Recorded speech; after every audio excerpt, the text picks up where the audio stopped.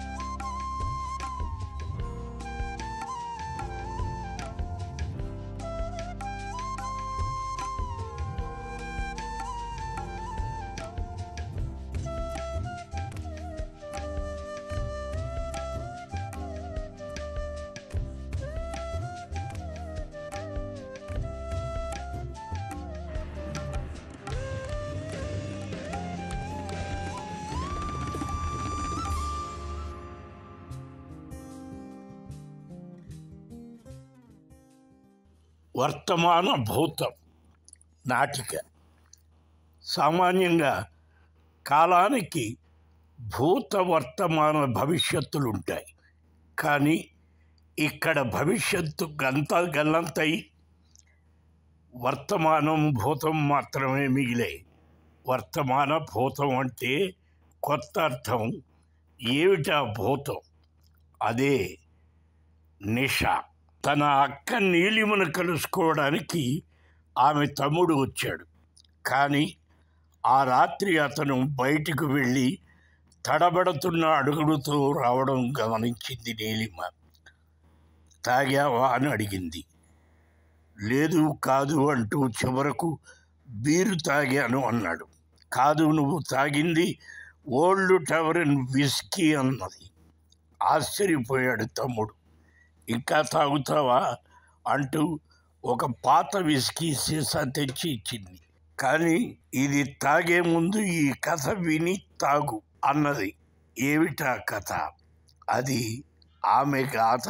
ఒకప్పుడు నీలిమ, ఆమె భర్త ప్రవాసి ఆదర్శ దంపతులు ఎంత అన్యోన్యంగా ఉండేవాళ్ళంటే వాళ్ళ ఇంట్లో పని మనిషి భర్త పరదేశి రోజు తాగొచ్చి ఆమెను కొడుతున్నాడని తెలుసుకొని వాడిని పిలిపించి చెంపలు వాయించింది నీలిమ.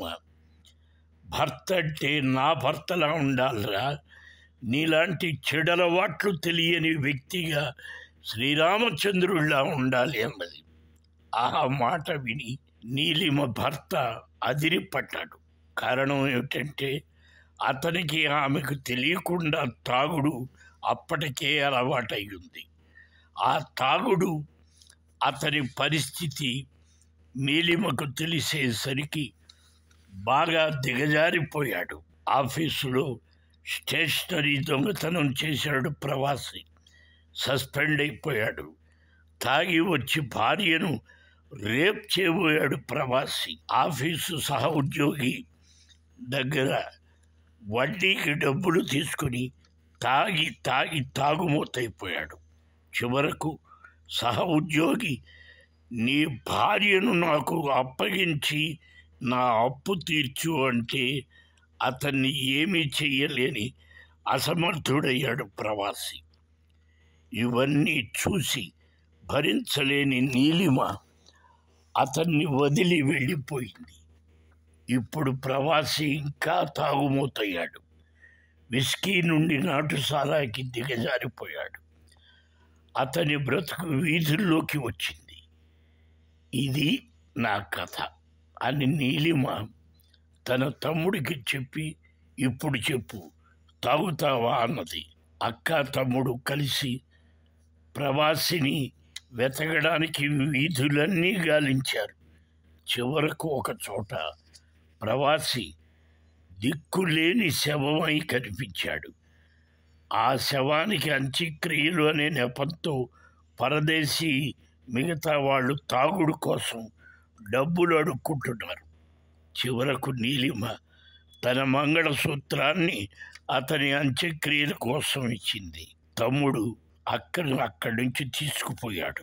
ఇది ఒక విషాదాంత కాదు నిషాదాంత కథ. వినండి, లైక్ చేయండి, షేర్ చేయండి. నమస్సుమము, మీ సంజీవి. వర్తమాన భూతం 1990లలో సంజీవి కలం నుండి జాలువారిన నేటికి సమాజంలో తన స్థాయిని ఇంకా పెంచుకున్నదే గాని తగ్గించుకొని ఒక భూతం కథ నాటిక. వినండి, లైక్ చేయండి, సబ్స్క్రైబ్ చేయండి, మర్చిపోరు కదూ. తెర తొలగింది. ఎదురుగా 3 అరుగులు. అవి ఏ దృశ్యానికైనా అనువుగా ఉండేవిగా ఉంటాయి. అన్నింటికంటే కాస్త ఎత్తులో ఓ ల్యాంపు. దాని షేడు 6 కోణాలుగా ఉంటుంది.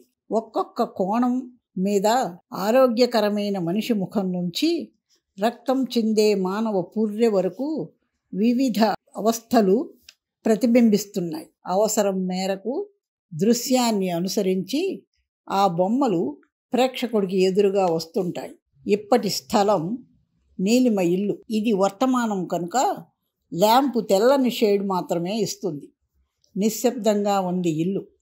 నీలు పుస్తకం చదువుకుంటున్నది. బయట నుంచి కృష్ణ గొంతు వినిపిస్తుంది.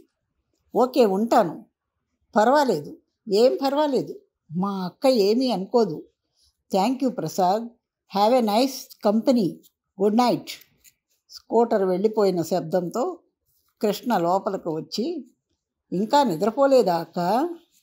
నీలిమ, ఎవర్రా కృష్ణ నిన్ను డ్రాప్ చేసింది? కృష్ణ, అతను నేను ఫ్రెండ్స్ అక్క. ప్రసాద్ అని స్కూల్ ఫైనల్ వరకు నాతో కలిసి చదువుకున్నాడు. బ్రాహ్మణ కుర్రాడు, వట్టి పిరికివాడక్క. షూస్ బిగిస్తున్నాడు. మీ అక్కను ఇక్కడ ఒంటరిగా వదిలేసి నువ్వు విశాఖపట్నంలో చదువుకోవడం ఏమిట్రా అంటున్నాడు. మరి నువ్వేమన్నావు అన్నది నీలిమ. కృష్ణ, 10 ఏళ్లుగా ఒంటరితనం మా అక్కకు అలవాటైపోయింది అన్నా. భయం అన్న మాటకు ఆమెకి అర్థం తెలియదు అన్నా. నీలిమ, ఇది నీ నమ్మకం మాత్రమే. కృష్ణ, నమ్మకం ఏంటి? నిజం కూడా అంతే అక్క. జీవితంలో ఎన్నో భయంకరమైన పరిస్థితుల్ని ఎంతో ధైర్యంగా ఎదిరించావు. నీలిమ, ఏమైనా నేను ఆడదాన్నేగా. కృష్ణ, ఇప్పుడు ఎందుకో అలా అంటున్నావు, కానీ నువ్వెప్పుడూ అలా అనుకోలేదక్క. అమ్మ పోయిన తర్వాత అమ్మలా పెంచావు. జీవితంలో అన్నీ పోగొట్టుకుని కూడా మగరాయుడిలా కష్టపడ్డావు. ఈ శరీరం నీ కష్టంతోనే పెరిగింది. ఈ సంస్కారం నీ పెంపకంలోనే వచ్చింది. రోజు నిన్ను తలుచుకుంటూ ఈ లోకం అంతా నీ అంత ఎత్తు ఎదగాలని అంటూనే తూలాడు. నీలిమ గమనించింది. అతను సర్దుకున్నాడు. నీలిమ, కాలు జారిందా? కృష్ణ అది ఒళ్ళు తూలుతోంది. మొన్న కాలేజీలో కూడా ఇదే మాట చెప్పానక్క. మా అక్క, మా నీలిమ, ఆమె నాకు అమ్మ నాన్న. నాతో పాటు లోకమంతా గర్వించదగ్గ వ్యక్తి మా అక్క. ఒక మనిషికి ఎన్ని రకాల స్వాతంత్ర్యాలు ఉండాలో అంతే స్వేచ్ఛనిచ్చి నన్ను పెంచింది మా అక్క. ఆమె దేవత అన్నాను. మళ్ళీ తూలాడు. నీలిమ గ్రహించింది. తాగావా? కృష్ణ తటపటాయిస్తూ అవును, బీరు. నీలిమ కాదు, నువ్వు త్రాగింది అరిస్టోక్రాట్ విస్కీ, అందులో కొంచెం కల్తీ కూడా ఉంది. కృష్ణ అవును, నువ్వేమీ అనవనే ధైర్యంతో మార్నింగ్ పేపర్లో రిజల్ట్స్ చూసిన దగ్గర నుంచి మనసు ఆనందంతో పట్టలేకపోతుంది. పాత స్నేహితుడు కనిపించాడు. పద అన్నాడు. ఇదే మొదటిసారి రియాక్షన్.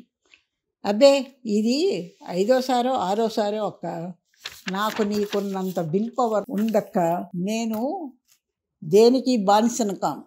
సరదా కోసం కొంచెం పొరపాటున కూడా ఇది అలవాటు కాదు, చేసుకోను. నీ మీద ఒట్టు. నీలిమ ఇంకా తాగుతావా? బాటిల్ తీసుకొచ్చి బయట పెట్టింది. కృష్ణలో షాక్. ఏమిటి అలా చూస్తున్నావు? ఆ బాటిల్ నాది కాదురా.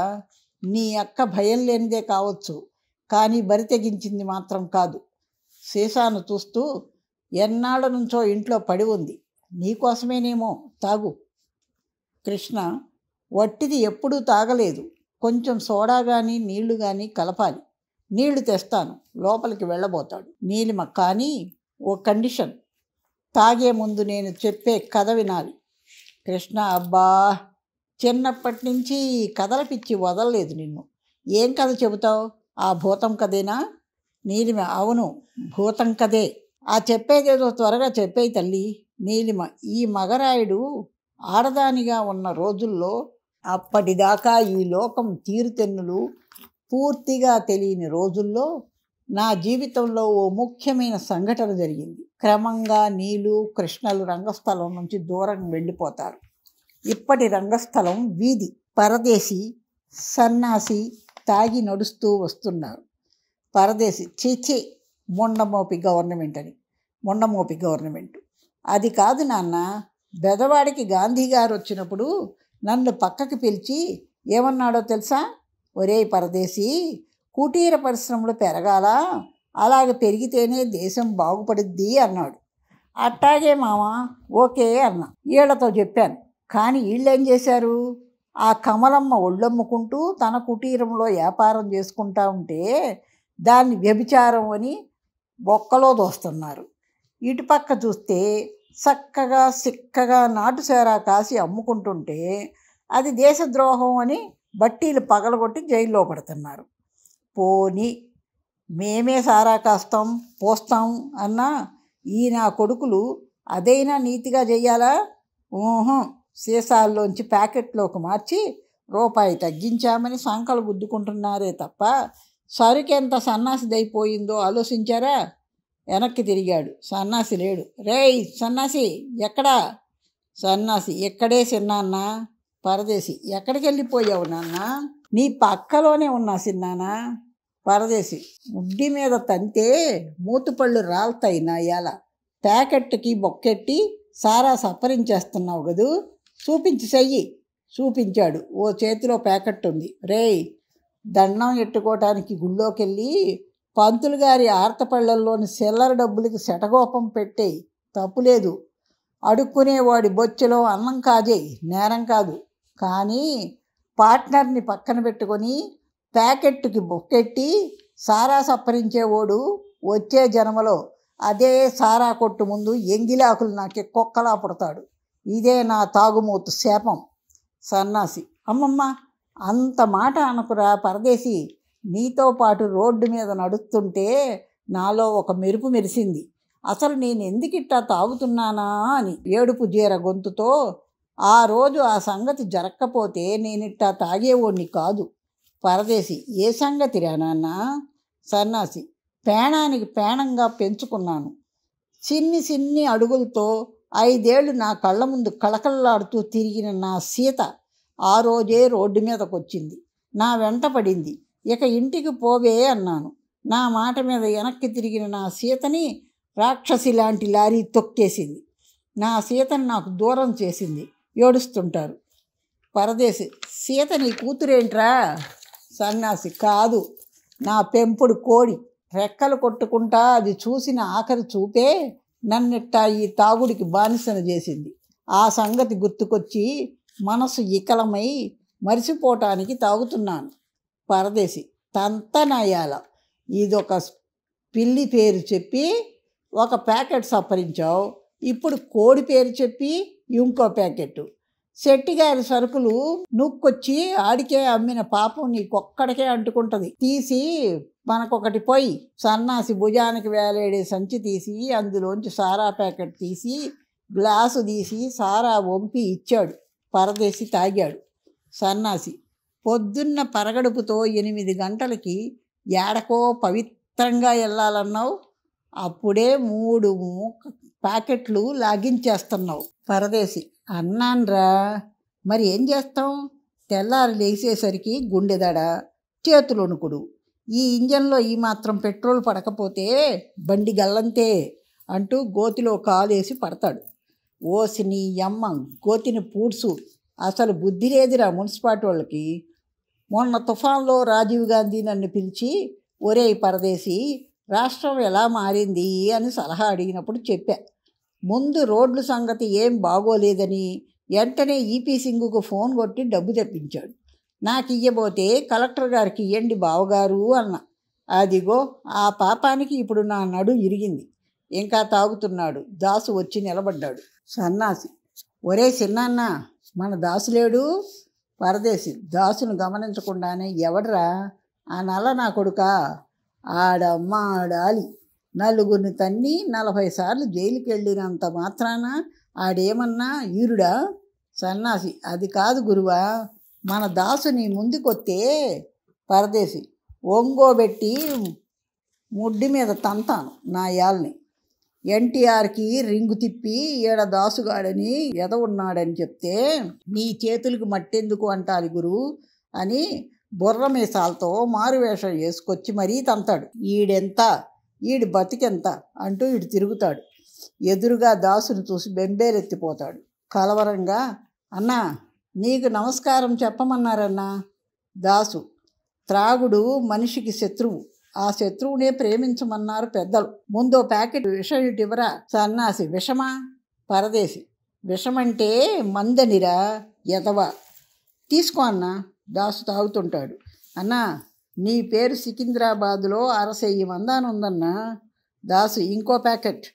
పరదేశి: తీసుకోన్నా, మన బజారోళ్ళు నీకు సన్మానం చెయ్యాలని. దాసు: ఇంకోటి. సన్నాసి: లేక లేక ఇయ్యాలే శెట్టిని బాది 10 ప్యాకెట్లు తెచ్చాం. పరదేశి: నువ్వు నోర్మయ్యరా, తీసుకోన్నా, నువ్వు బాగా తాగితేనే మాకు సంతోషం అన్నా. దాసు తాగిన ప్యాకెట్ పరదేశికి ఇస్తూనే పరదేశి చెయ్యి గట్టిగా పట్టుకు లాగి: దాసు ఏం కూసావురా? దాసుగాడు నల్ల నా కొడుకా? పరదేశి గజగజ వణికిపోతుంటాడు. దాసు పరదేశి చెంప చెళ్ళు అనిపిస్తాడు. రేయ్, ఢిల్లీకెళ్ళి ప్రజాస్వామ్యానికే పునాదులు వేసిన జవహర్లాల్ నెహ్రూ గారిని సమాధిలోంచి నిద్రలేపి చెప్పు దాసుగాడు కొట్టాడని. మూత్రపిండాలు తీసి 30 అమ్మేస్తాను నా కొడకాని, ఖబర్దార్ అని వెళ్ళిపోతాడు. సన్యాసి: అరే చిన్నాన్న, వెళ్దాం పదరా. పరదేశి: ఎక్కడికి? ఢిల్లీకా? సన్యాసి: కాదు, హైదరాబాద్. చంద్రబాబు నాయుడికి చెబుదాం. పరదేశి: నోర్మై ఏదవ. ఇద్దరూ నడుస్తూ ఓ ఇంటి ముందుకొచ్చారు. ఇదే ఇల్లు. ఒరే ఇట్రా. అది? సన్నాసి: ఏది?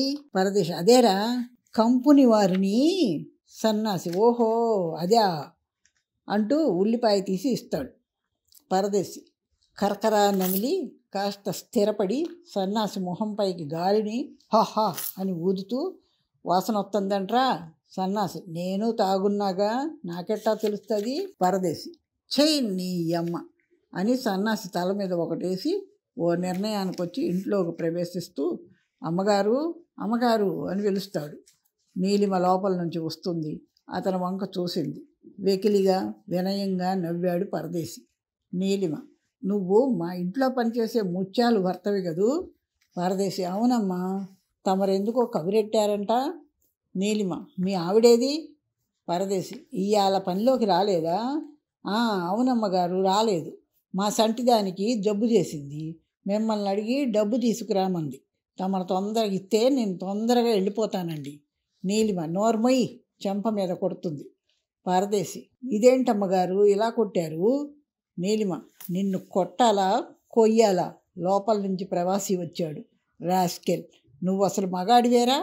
నిన్ను నీ పిల్లను పోషించడానికి రెక్కలు ముక్కలు చేసుకుని అది 10 ఏళ్లలో పాచి పని చేస్తుంటే పైసా సంపాదించకపోగా దాని సంపాదనతో తాగి తలకు పోసుకుంటావా? నిన్ను. ప్రవాసి నీలు ఎవరతను? నీలిమ మన ముత్యాల మొగుడండి, పరమ తాగుబోతు.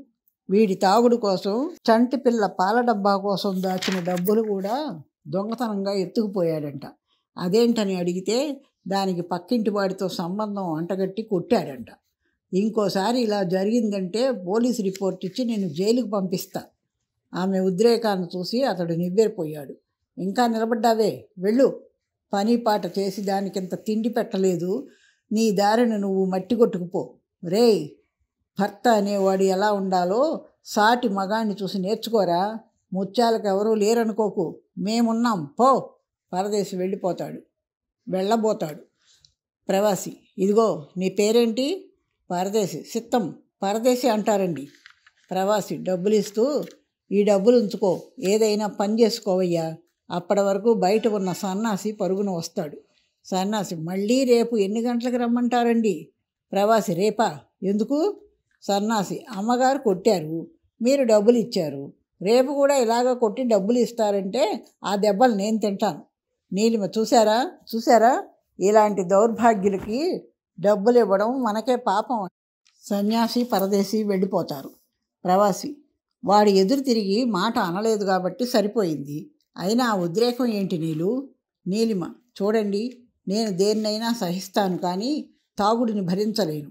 ఈ తాగుడు భూతం లాంటిది. అది మనిషిని పశువుని చేస్తుంది, అధఃపాతాళానికి తొక్కేస్తుంది. భూతం డప్పు కొట్టుకుంటూ కరాళ నృత్యం చేస్తుంది. షెడ్లోని మనిషి తల ముఖం రెండుగా చీలి మామూలుగా ఉంది. ఇప్పటి రంగస్థలం ఓ బార్. ప్రవాసి మౌనంగా కూర్చున్నాడు. ఎదురుగా మూర్తి కూర్చున్నాడు. మూర్తి గ్లాసుల్లో బ్రాందీ పోశాడు, అందించాడు. చీర్స్ చెప్పుకుని తాగుతున్నారు. మూర్తి ఆనందలోకంలో ఉన్నాడు. ఆనందంగా అంటున్నాడు, ప్రవాసి ఈ తాగటం అనేది ఉంది చూసావు, ఒక అద్భుతమైన అనుభూతి అయ్యా. దీన్ని ఏ మహానుభావుడు కనిపెట్టాడో కానీ ఎంత శక్తి ఉందయ్యా దీనిలో. మనకు తెలుస్తూ ఉండగానే మరో లోకంలోకి వెళ్ళిపోతాం. ఒళ్ళు జివ్వమంటుంది, కళ్ళు అలా అలా మత్తుగా వాలిపోతుంటాయి, శరీరం గాల్లోకి తేలిపోతుంది. అబ్బా, ఈ అనుభూతిని ఏ కవులు ఏ విధంగా వర్ణించగలరు? ఏ చిత్రకారులు ఏ రకంగా చిత్రించగలరు చెప్పు? ఇదిగో ఈ 3 రౌండ్లు తాగి ఇంటికి వెళతానా, ఇక ఆ రోజు మా ఆవిడ నడునొప్పితో బాధపడాల్సిందే అనుకో. అసలు ఒరిజినల్గా మన యవ్వనం 30 ఏళ్లతోనే ముగిసిపోతుందయ్యా. కానీ ఈ టానిక్ ఎంత తిమ్మిరెక్కిస్తుందనుకున్నావు? అబ్బబ్బా, తలుచుకుంటుంటేనే ఇంటికి వెళ్ళిపోవాలనిపిస్తుందయ్యా. ఏమిటయ్యా మాట్లాడవు? నీకెలా ఉంటుంది? అదే మామూలప్పటికీ త్రాగి ఉన్నప్పటికీ తేడా గురించి మీ ఆవిడ నీకెప్పుడూ చెప్పలేదు? ప్రవాసి ఇంతవరకు నేను తాగి మా ఆవిడ కళ్ళ ముందు పడలేదు. అది జరిగితే ఏం జరుగుతుందో నాకు బాగా తెలుసు.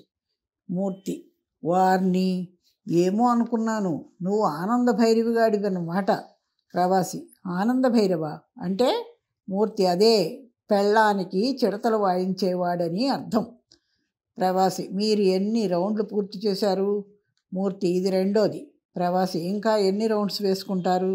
మూర్తి అమ్మో 3 దాటితే ఇంట్లో మూడ్ ఖరాబ్ అయిపోద్ది. అంతే.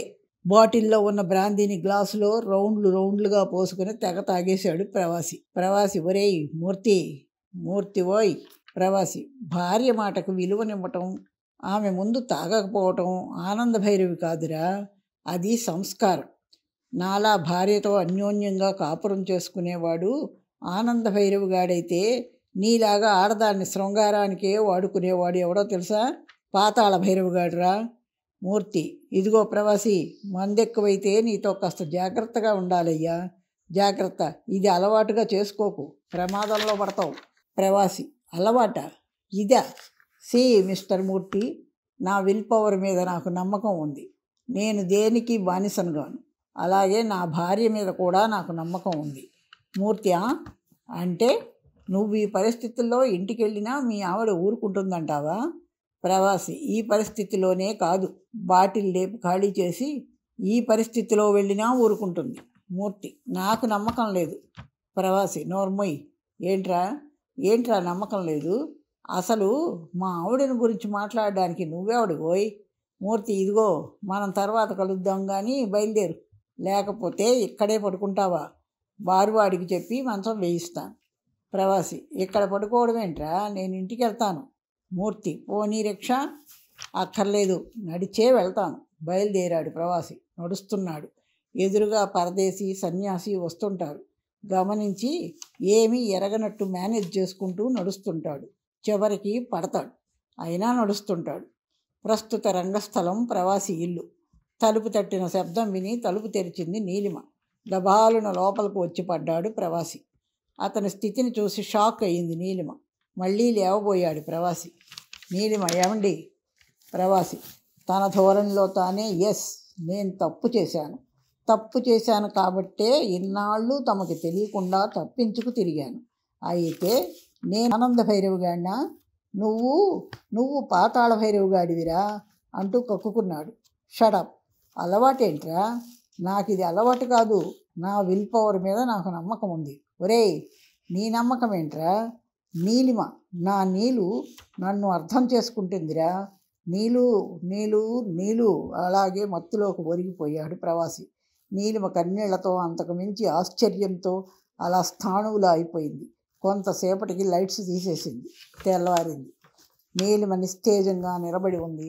ప్రవాసి నిశ్శబ్దంగా కూర్చున్నాడు. ఇద్దరిలోనూ ఎడతెగని ఆలోచనలు. చివరికి ప్రవాసి గొంతు పెగిలాడు. ఇంతకు ముందెప్పుడు ఇలా జరగలేదు. రియాక్షన్: నాకిది అలవాటు కాదు. నీలిమ: ఒక్కసారి మీ నీలిమ కళ్ళలోకి చూసి చెప్పండి ఆ మాట. మీకిది అలవాటు కాదు, వ్యసనం ఎంత పనైనా చేయిస్తుంది. అది ఇప్పుడు మీ చేత అబద్ధం ఆడించింది. ఏడుస్తుంది. ప్రవాసి: నో, నేను అబద్ధం ఆడలేదు. నీలిమ: అని మీరు అనుకుంటే సరిపోదు. ఏమండి, మీ వ్యక్తిత్వాన్ని, మేధస్సును ప్రేమించి నా వాళ్ళందరినీ కాదనుకుని నీతో నడిచి వచ్చేశాను. మన ఇద్దరి మధ్య ఆవగింజంత మాట తేడా ఉన్నా నేను భరించలేను. చేతులు ముఖం మీద కొట్టుకుంటుంది. ఇంత అనర్థం జరిగిన తరువాత కూడా ఎందుకు బ్రతికున్నానో అర్థం కావడం లేదు. ప్రవాసి: ఇప్పుడు ఏం జరిగిందని? నీలిమ: రాత్రి జరిగిన ఘోరం చాలదు. ఉదయం తలుపులు తెరిచేసరికి 10 ఏళ్ల అవతల ఉన్న రాజగోపాల్ గారి భార్య పనిగట్టుకుని పిలిచి, అబ్బాయిని కొంచెం అదుపులో పెట్టుకోమ్మా, మనం ఆడవాళ్ళం కదా అంటూ ఎగతాళిగా నా మీద సానుభూతి చూపించింది. ఎందుకో తెలుసా? 3 రోజుల క్రితమేనండి. మీ మంచితనం గురించి ఆమెకు నేను గర్వంగా చెప్పుకున్నందుకు ఈ విధంగా చెంపదెబ్బ కొట్టింది. చెప్పండి, ఇది చాలదు మీ నీలిమ ప్రాణాలు తీసుకోవటానికి?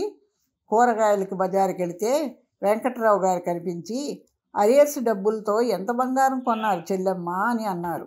4 సార్లుగా ఆ అరియర్స్ ఇంకా ఇవ్వలేదని చెబుతున్నారు మీరు. తాగుడు మిమ్మల్ని ఎంత దిగజార్చిందో ఆలోచించారా? ప్రవాసి: నీలు, నువ్వేం మాట్లాడుతున్నావో అర్థమవుతుందా? ఎన్నిసార్లు తాగానని? నీలిమ: అది తెలుసుకున్నాను. నేను బియూడి ట్రైనింగ్లో ఉన్న 9 నెలలు ప్రతిరోజు మీరు తాగారు. తాగలేదు? ప్రవాసి: కోర్స్ తాగాను. ఏం చేయను నీలు, నేను ఎలాంటి ఎమోషన్ను తట్టుకోలేకపోతున్నాను. ఏదైనా బ్యాడ్ న్యూస్ వింటే ఆ చిరాకులో తాగాలి అనిపిస్తుంది. ఏదైనా హ్యాపీ న్యూస్ వింటే ఆ ఆనందంలో తాగితే బాగుండు అనిపిస్తుంది. నీలిమ: అదే దాన్నే ఎడిక్షన్ అంటారు. మరి ఏ అలవాటుకి బానిసను కాను అని గొంతు చించుకుంటారు ఎందుకు? ప్రవాసి: నో, తాగుడు నాకు అలవాటు కాదు. నీలిమ: మొమ్మాటికి అది మీకు అలవాటే. వద్దండి, అది మన పరువు బజారుకి ఈడుస్తుంది. మిమ్మల్ని నైతికంగా దిగజార్చి అరాచకత్వాన్ని నేర్పుతుందండి. ప్రవాసి: ఆ మాత్రం నాకు తెలీదు. నువ్వు నన్ను అర్థం చేసుకోవటం లేదు నీలు. అసలు అందుకే వాడు నన్ను భార్యకు దాసుడని చులకనగా మాట్లాడింది. అందుకే రెచ్చిపోయి తాగాను. అసలు ఈ రాద్ధాంతం లేకుండా నా దారిని నన్ను వదిలేస్తే ఈ గొడవలుండవుగా. నీలిమ: పనికి మాలిన వాడితో బజారులో తాగబట్టేగా ఎంత అనర్థం జరిగింది. అలా మీ ఎమోషన్ని మీరు కంట్రోల్ చేసుకోలేనప్పుడు, మీకు తాగాలి అనిపించినప్పుడు అదేదో ఇంటికి తీసుకురండి, ఇక్కడే తాగండి. రియాక్షన్. ప్రవాసి. నీలిమ. అవునండి, నేను ఎదురుగా కూర్చుంటాను. నా ఎదురుగా మీరు ఎందుకు ఎమోషన్ కంట్రోల్ చేసుకోలేరో, ఎలా తాగగలరో చూస్తాను. మూర్తి వస్తాడు. మూర్తి. ప్రవాసి ఎవరు? ఓ మీరా, రండి మూర్తి గారు. మూర్తి. నమస్కారం అమ్మా. రాత్రి ప్రవాసి కాస్త మందు ఎక్కువ పోశాడు. మా ఆవిడ తిడుతుంది, మరి మా ఆవిడ సంగతి ఏంటి అన్నాను. మా ఆవిడ తిడుతుంది, మరి మీ ఆవిడ సంగతి ఏంటి అన్నాను. చాలా గొప్పగా చెప్పాడమ్మా మీ గురించి. ఐ థింక్ ఉదయం ఎలాంటి ఉప్పెనా రాలేదనుకుంటాను. ప్రవాసి వైపు చూసి, అది సరే, ఈ మాట విన్నావటయ్యా? ప్రవాసి. ఏంటది? మూర్తి. మన ఆఫీసులో సత్యనారాయణ లేడు, వాడికి ప్రమోషన్ ఇచ్చారు. ప్రవాసి. ప్రమోషన్ సత్యనారాయణకి ఇచ్చారా? మూర్తి. ఎంత అన్యాయం అయ్యా, నీకెంత సీనియారిటీ ఉంది, ఇంకా మెరిట్ ఉంది, ఎంత ద్రోహం. కేవలం కులం ప్రాతిపదిక మీద వాడికి ప్రమోషన్ ఇస్తారా? ప్రవాసి. అదెలా కుదురుతుంది, నేనెలా ఒప్పుకుంటాను? మూర్తి. ఒప్పుకోక చేసేదేముందయ్యా చెప్పు. నా మటుకు నాకే బాధ అనిపించింది. బాటిల్ బయటకు తీస్తూ, నువ్వెంత బాధపడుతున్నావో అర్థం చేసుకోగలను. ఇదిగో ఇది తెచ్చాను, వేసుకొని ఇవన్నీ మర్చిపోయి పడుకో. మొత్తంలో నేను పెగ్గేసుకున్నాను. 45రా. సర్లే, తర్వాత చూసుకుందాం, నేను వస్తానయ్యా. వెళ్ళిపోతాడు. ప్రవాసి. చిచి. నీలిమ వస్తుంది. నీలిమ. ఏంటండి అంతగా బాధపడుతున్నారు? ప్రవాసి. ఎంత దారుణం నీలు, నాకు రావాల్సిన ప్రమోషన్ను కులం పేరుతో ఎవడికో ఇచ్చారు. కడుపు మండిపోతుంది. బ్రాందీని తీశాడు. ఇద్దరూ చూసుకున్నారు. గ్లాస్ అందుకో. ఆ తాగేదేదో ఇంట్లోనే తాగమన్నావుగా, వద్దంటావా? నీలిమ గ్లాసు ఇచ్చింది. పోసుకున్నాడు, త్రాగాడు. మళ్ళీ త్రాగాడు. నీలిమ ఏడుస్తుంది. భలే బాధగా ఉంది నీలు, మనసు ఉడికిపోతుంది. తాగబోతాడు. నీలిమ. ఇక చాలండి. ప్రవాసి. చాలా బాధగా ఉంది నీలు, తలుచుకుంటేనే నరాలు పొంగిపోతున్నాయి. మళ్ళీ తాగాడు. నీలిమ. ఇక చాలండి. ఆమె చేతిని తోసేసి తాగాడు. ఆమె షాక్ అయ్యింది. ప్రవాసి. నీలు, ఈ మొత్తు మనిషిలోని అసమర్థతని కప్పుపుచ్చుకునేలా చేస్తుంది. ఇది ఫ్రస్ట్రేషన్. సమాజం మీద, ఆఫీసర్ల మీద ఉన్న అశాంతిని కక్షగా మారుస్తుంది. ఆ కసి ఎవరి మీద చూపించాలి? నువ్వు నా దానివి నీలు, నువ్వే నన్ను అర్థం చేసుకోగలవు నీలు. దగ్గరకు తీసుకోబోతాడు. నీలిమ. నాకు అసహ్యంగా ఉందండి. ప్రవాసి. నాకు ఆనందంగా ఉంది నీలు. నీలిమ. నేను తట్టుకోలేకపోతున్నానండి. ప్రవాసి. నాకు చాలా హ్యాపీగా ఉంది నీలు. నీలిమ. వద్దండి. ప్రవాసి ఆమె చెంప చెళ్ళనిపించి ఆల్మోస్ట్ రేపు చేసినంత పని చేస్తాడు. Lights on. పరదేశి బాగా తాగి తెర వెనుక ఉన్న పెళ్ళాం మీద తెగ వాగుతుంటాడు. సన్యాసి సర్ది చెబుతుంటాడు. పరదేశి. చీచి, ఆడదాన్ని నమ్మొద్దని మా వేమన్న బాబాయ్ చెవులో ఇల్లు కట్టుకుని మరీ చెప్పాడు. విన్నానా? ఆ గోల్డెన్ మాటల్ని పెడసేవిన పెట్టాను. నువ్వు నా చెవులో పువ్వెట్టేశావు. ముత్యాలు, నీ అమ్మ, నువ్వు ఆడదానివంటే మొగుడిని ఎంత మోసం చేశావే. సన్నాసి. పోన్లేసి నాన్న, ఆయాసపడమాక. పరదేశి. నీ అమ్మ, నా పరువు పోవటానికి కారణం నువ్వు, నా బతుకు ఇట్టా ఈదిలో పట్టడానికి కారణం నువ్వు, నేను రెచ్చా మానేయటానికి కారణం నువ్వు. ఒసేయ్, తాగనని దేవుడి మీద ప్రమాణకం చేసి కడేం చేసుకుని కూడా ఇంకా తాగుతున్నానంటే కారణం నువ్వేనే. సన్నాసి. ఏం చేసింది చిన్నాన్న? పరదేశి. ఇంకేం చెయ్యాల నన్ను?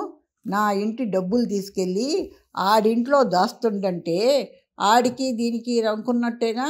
ఓసి నీ అమ్మ, ఎందుకే అంత కోపం, రోసం? అంత పౌరుషం ఉన్నదానివైతే కొట్టేయి, నా మొహాన 4 పొట్లాలకు డబ్బులు కొట్టేయి. నేను ఈ డబ్బు కొట్టడం మానేస్తా. డబ్బులు చిల్లర వచ్చి పడింది, అది అలా ఉండాల. ఒరే సన్నాసి, ఇందాకేటన్నావురా? నీ చిన్నమ్మకి ఆడికి రంకుందా? సన్నాసి. అవును, రంకుందే. పరదేశి. తంతా నీ అబ్బ, నీ చిన్నమ్మ ప్రతివ్రతరా. నన్ను అడిగితే మొగుడిని తట్టలో తీసుకెళ్ళిన ఆడదానికంటే మొగుడికి తాగటానికి డబ్బు ఇచ్చే ఆడదే పతివ్రతరా. పతివ్రత. సన్నాసి ఏడుపు అందుకుంటాడు.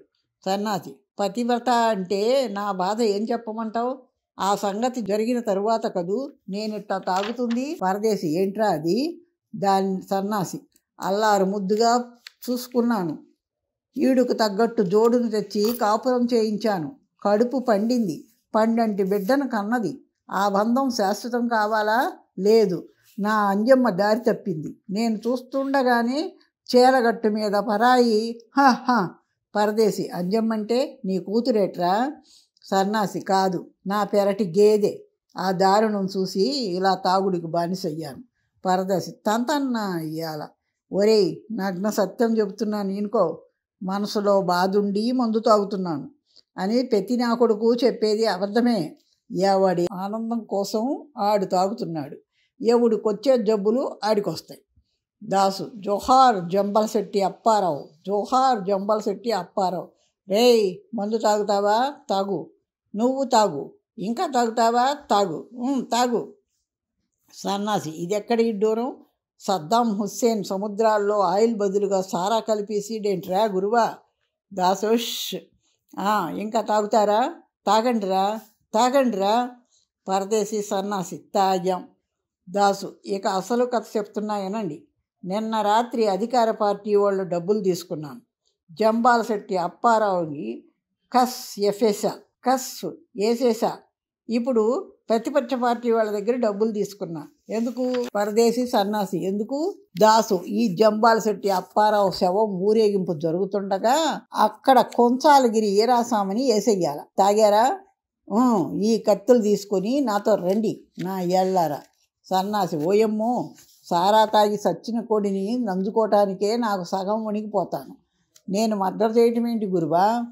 పరదేశి గురువా, సద్దాం హుస్సేన్ని జార్జ్ బుష్ని మళ్ళీ యుద్ధం చేసుకోమని చెప్పమంటే చెబుతా. కావాలంటే దేశంలో ఉన్న మాఫియా గ్యాంగ్ మొత్తాన్ని ఏకం చేయమంటే చేస్తా. కానీ ఈ మర్డర్ చేయమంటే నా వల్ల కాదు గురువా. దాసు నరుకుతా నా ఎల్లారా. మీలాంటి చిల్లర నా కొడుకులకి మందు కొట్టించేది ఇట్లాంటి అల్లర్లు చేయటానికే, మర్డర్లు చేయటానికేరా. నోరు మూసుకొని పదండి. జోహార్ జంబాలశెట్టి అప్పారావు, జోహార్ జోహార్ జోహార్ అంటూ దాసుని అనుసరిస్తారు వణుకుతూ. ప్రస్తుత రంగస్థలం మూర్తి ఇల్లు. ప్రవాసి ఆవేశంగా వస్తాడు. మూర్తిగారు, మూర్తిగారు. మూర్తి లోపల నుంచి వచ్చాడు. ప్రవాసి మూర్తిగారు, మూర్తిగారు. మూర్తి ఎవరు? ప్రవాసి మూర్తిగారు, మనం వెంటనే హైదరాబాద్ వెళ్ళి మినిస్టర్ గారిని కలవాలి. మూర్తి ఎందుకు? ప్రవాసి నన్ను సస్పెండ్ చేశారు. మీకు తెలుసుగా. మన ఆఫీసర్ని ఎంత బ్రతిమాలినా సస్పెన్షన్ ఆర్డర్స్ వెనక్కి తీసుకోవడం లేదు. మూర్తి కోర్టుకు వెళ్ళావు కదయ్యా. ప్రవాసి కేసు జరుగుతుంది, కానీ వీడికి మనం బుద్ధి చెప్పాలి. మూర్తి బుద్ధి చెప్పాల్సింది వాడికి కాదయ్యా, నీకు. ప్రవాసి మూర్తిగారు. మూర్తి లేకపోతే ఏమిటయ్యా? ఆఫీసులో దొంగతనం చేస్తావా? ఎంత తాగుడికి బానిసమైతే మాత్రం అంత దిగజారుడా? నీకు తెలుసా, మన ఆఫీస్ ప్రెమిసెస్లో సిగరెట్ కూడా కాల్చకూడదని నువ్వు ఏకంగా తాగే ఆఫీస్కి వస్తున్నావు. ఏ ఆఫీసర్ అయినా ఎంతకాలం సహిస్తాడు చెప్పు? ఎన్ని తప్పులు కనిపించినా స్టాఫ్ని అందరినీ అప్పు అప్పు అని వేధిస్తుంటే ఎవరికి నీ మీద సింపతి ఉంటుంది? ఐఎమ్ వెరీ వెరీ సారీ ప్రవాసి, నేను నీకేం చేయలేను. ప్రవాసి సార్, ఒక 500 ఉంటే ఇవ్వండి, నేను హైదరాబాద్ వెళ్ళి మినిస్టర్ గారిని కలుస్తాను ప్లీజ్. మూర్తి నిజంగా హైదరాబాద్ వెళ్తావా? ప్రవాసి నిజంగా మినిస్టర్ని కలుస్తాను, ఇది నా జీవిత సమస్య. మూర్తి ఒట్టు. ప్రవాసి ఒట్టు. మూర్తి నన్ను మరీ ఇబ్బంది పెట్టేస్తున్నావయ్యా, వీటితో కేసును గెలవటానికి ప్రయత్నించు. 500 ఇస్తాడు. ప్రవాసి థ్యాంక్స్ చెప్పి వెళ్ళబోతాడు. ఒక్క నిమిషం చూడు ప్రవాసి, నిరుద్యోగం ఎంత భయంకరమైందో నీకు తెలుసుగా, జాగ్రత్త. ప్రవాసి వెళ్తాడు.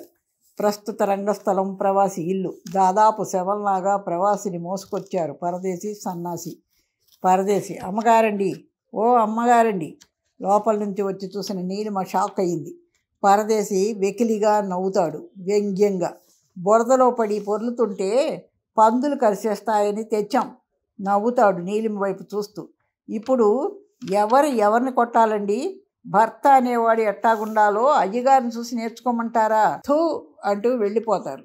ప్రవాసి కదులుతాడు. రేయ్ మూర్తి ప్లీజ్, ఇంకో 500 ఇవ్వరా, ఈసారి నిజంగా హైదరాబాద్ వెళ్ళొస్తా. క్రింద పడ్డాడు. కాస్త మైకం వదులుతుంది. నీలు బాత్రూమ్కి వెళ్ళాలి. నీలు పలకలేదు. అలా నడుస్తూ వెళ్ళాడు. నీలు ఏడుపు దిగమింగుకుంటుంది. ప్రవాసి మొహం తుడుచుకుంటూ వచ్చాడు. కేసు కోర్టులో ఉంది, నా బ్రతుకు బజార్లో ఉంది అంది నీలు. ప్రవాసి ఛీ, నేనెందుకు ఇలా ఈ తాగుడికి బానిసైపోతున్నానో తెలియట్లేదు నీలు. నీలిమ ఒళ్ళు పొగరెక్కి, ప్రవాసి నీలు, నువ్వెప్పుడూ నన్ను ఇంత మాట అనలేదు. నీలు దగ్గరకు వచ్చాడు. నెల తప్పానన్నావు, ఎన్నో నెల? నీలిమ: బిడ్డను కడుపులోనే చంపేసుకున్నాను, అబార్షన్ చేయించుకున్నాను.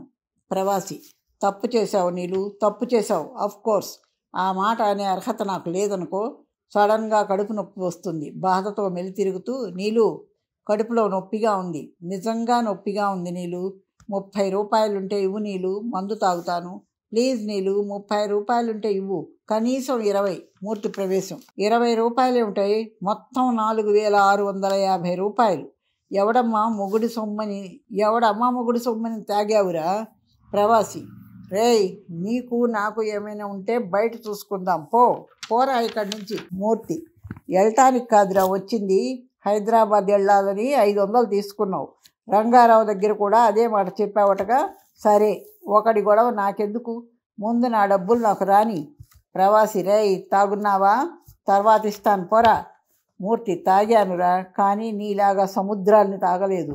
ముందు నా డబ్బులు నాకు ఇవ్వు. ప్రవాసి: నా దగ్గర లేవు, ఎక్కడి నుంచి తెమ్మంటావు? మూర్తి: నీ పెళ్ళాన్ని మరొకటి ప్రక్కలో పడుకోబెట్టితేరా, తీసుకునేటప్పుడు ఏమైంది? ప్రవాసి పిచ్చి ఆవేశంతో: లంజా కొడక, ఏం కూసావురా, నీ రక్తం కళ్ళ చూస్తాను. మూర్తి చొక్కా పట్టుకుంటాడు. మూర్తి వణికిపోయాడు. మూర్తి: ఇదిగో ప్రవాసి, తొందరపడుతున్నావు. ప్రవాసి: చంపేస్తాను. మూర్తి: ప్రవాసి, నా స్నేహితుడివని నీ బాధ నా బాధగా అనుకుని డబ్బులిస్తే ఇప్పుడు కూడా నీ కోసం మందు తెచ్చానంటే నీ మీద ఎంత ఎఫెక్షనో ఆలోచించు. మందు తీశాడు. 2 రౌండ్లు తాగాను. నీ కోసం మిగిలింది, నీ కోసం తెచ్చాను. ప్రవాసి: కానీ నా కొడక, నువ్వు నా భార్యని. మూర్తి: సీసా పగిలిపోతుంది. ప్రవాసి బాటిల్ చేతుల్లోకి తీసుకున్నాడు. నీలిమ చరచరా బయటికి వెళ్ళిపోతుంది. ప్రవాసి: నీలు, ఎక్కడికి? నీలిమ: పరాయి వాడి ప్రక్కలోకి మాత్రం కాదు. ఇంకో రోజు ఇక్కడే ఉంటే నాకదే గతి పడుతుంది. అందుకే ఈ నరకం నుంచి దూరంగా వెళ్ళిపోతున్నాను. ప్రవాసి: నీలు. నీలిమ: ప్రవాసి, ఇంక నిన్నెవ్వరూ కాపాడలేరు. పెళ్ళాన్నంత మాటన్నా వాడిచ్చిన బ్రాందీ చుక్కలకి తల వంచావంటే రేపు పెళ్ళాన్నే అమ్ముకుంటావు. ఇంక నాలో ఓపిక సహనం నశించిపోయాయి. నేను పురాణ కాలం నాటి పతివ్రతను కాను, అందుకే వెళ్ళి. ప్రవాసి: నువ్వు ఆడదానివి నీలు, సంసారాన్ని కాదనుకుంటే నష్టపోతావు. ప్రవాసి తాగాడు. ఇంటిని చూశాడు. భూతం అతని చుట్టూ తిరుగుతుంది. దాంతో యుద్ధం చేయాలని ప్రయత్నిస్తాడు. ప్రస్తుత రంగస్థలం వీధి. తాగి ఉన్నారు ప్రవాసి, పరదేశి, సన్యాసి. ప్రవాసి సారా ప్యాకెట్ తాగటానికి ఎత్తి వాసన కొట్టి, కొంచెం థమ్సప్ ఉంటే. పరదేశి: ఈకంత కోడిపెట్టకి 20 రూపాయల మసాలా అని నాటు తాగేవాడికి థమ్సప్ అంట, థమ్సప్. ఆ డబ్బులే ఉంటే ఇంకో ప్యాకెట్ వచ్చేది. నోరు మూసుకొని తాగే.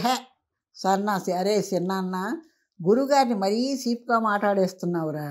పరదేశి: నోరు ముయ్యహే, ఎవడికి ఎవడు గురువు? ఇప్పుడు మేమిద్దరం తోడోళ్ళు అంటోళ్ళం. ఆడి పెళ్ళం ఇంట్లోంచి వెళ్ళిపోయింది, నా పెళ్ళం ఎవరితోనో లేచిపోయింది. నా గుడిసె నేను అమ్మేసుకున్నాను, ఆడిని అద్దెంట్లోంచి తరిమేశారు. ప్రస్తుతం మా అడ్రస్సు కేర్ ఆఫ్ ప్లాట్ఫామ్, ఈది పేరు సారా కొట్టు. That's all. ఒరే నాన్న, చచ్చిపోయిన ఆ పెరియార్ నాతో చెప్పాడురా, తాగటం అంటే ఇట్టాగే ఉంటుందని. కానీ ఎంజీఆర్ ఇంటికి ఇప్పుడు దేశమంతా మందే మందు. లోపల నుంచి మూలుగు: అమ్మా, అరే, అంటూ. ప్రవాసి: ఏంటది? పరదేశి: అదా, మన దాసుగాడి మూలుగు. పోలీసు వాళ్ళు శుభ్రంగా చితగొట్టేశారు. సన్నాసి: ఇంకో గంటలో ఆడు చచ్చిపోయేటట్టున్నాడురా. పరదేశి ఆలోచన: ఇంకో గంట దాకా ఎందుకురా, ఇట్రా. చెవులో గుసగుస చెప్పాడు. సన్నాసి పరదేశులు మూటలు తీసుకుని లోపలికి వెళ్ళారు. లోపల నుంచి బాధతో మూలుగులు. ప్రవాసి: రేయ్, ఏం చేస్తున్నారు? దాసు చచ్చిపోయేంతగా మూలుగు వినిపిస్తుంది. రేయ్, మనిషిని చంపేస్తున్నారా? రేయ్ కంగారుగా అంటాడు. పరదేశ్: మరి నీకు మందు కావాలా వద్దా? ప్యాకెట్ ఇస్తాడు. ప్రవాసి ప్యాకెట్ తాగాడు. ఈలోపు దాసు శవాన్ని ఇడ్చుకొచ్చాడు పరదేశి. సన్నాసి డప్పు కొడుతున్నాడు. పరదేశి దీనంగా: బాబు, దిక్కులేని శవం బాబు, ధర్మం చేయండి బాబు. సన్నాసి: అనాథ శవం బాబు, దానం చేయటానికి కూడా డబ్బులు లేవు బాబు, దహనం చేయటానికి కూడా డబ్బులు లేవు బాబు, ధర్మం చేయండి బాబు. ప్రవాసి వాళ్ళిద్దరినీ తాగిన మత్తులో వింతగా దిగాలుగా చూస్తుంటాడు. పరదేశి: ఏయ్ పంతులు, అటు పార్లమెంటుకి ఇటు అసెంబ్లీకి చెడ్డ దేవీలాల్లాగా కూర్చున్నావేంటి? లే, సొక్క ఇప్పు, అడుగు. మందు అవసరం లేదా ఏంటి? అడుక్కో. ప్యాకెట్ తీశాడు. ప్రవాసి పరదేశిలాగా తయారై దీనంగా, బాబు దిక్కులేని శవం బాబు, ధర్మం చెయ్యండి బాబు, ధర్మం చెయ్యండి. నీలిమను చూసి ఛీ అంటూ తల సిగ్గుతో వంచుకొని కూర్చుండిపోతాడు. నీలిమ ఏడుపు దిగమింగుకొని వెళ్ళిపోతుంది. పరదేశి సన్యాసి దిక్కులేని శవం బాబు, అనాథ శవం బాబు అనుకుంటూ సారా ప్యాకెట్స్ తాగుతా ప్రవాసి చేతిలో ఒక ప్యాకెట్ పెట్టి తాగుతుంటారు. సన్యాసి, అరే చిన్నాన్న, ఈ శవాన్ని ఏం చేద్దాంరా? పరదేశి, ఏం చేద్దామేంట్రా ఎదవనయ్యాల, ఈడ్చుకెళ్ళి మురిక్కాలలో తోసేద్దాం పట్టు. పరదేశి సన్నాసులు దాసు శవాన్ని ఈడ్చుకెళ్తారు. Lights off. ప్రస్తుత రంగస్థలం వీధి. ప్రవాసి ఊగుతా మూర్తిని అడుగుతుంటాడు. ప్రవాసి, ఒరేయ్ మూర్తి, నేను ప్రవాసిని గుర్తుపట్టలా? ఒరేయ్ బాబాబు, 30 రూపాయలుంటే ఇవ్వరా? మంచి అమ్మాయి ఉందిరా, నీకైతే 10 రూపాయలేరా? ఒరేయ్ 10 రూపాయలు ఈరా. మూర్తి ప్రవాసిని అసహ్యించుకుంటూ వెళ్తుంటాడు. ప్రవాసి మూర్తి పర్సు కొట్టేసి పరిగెడతాడు.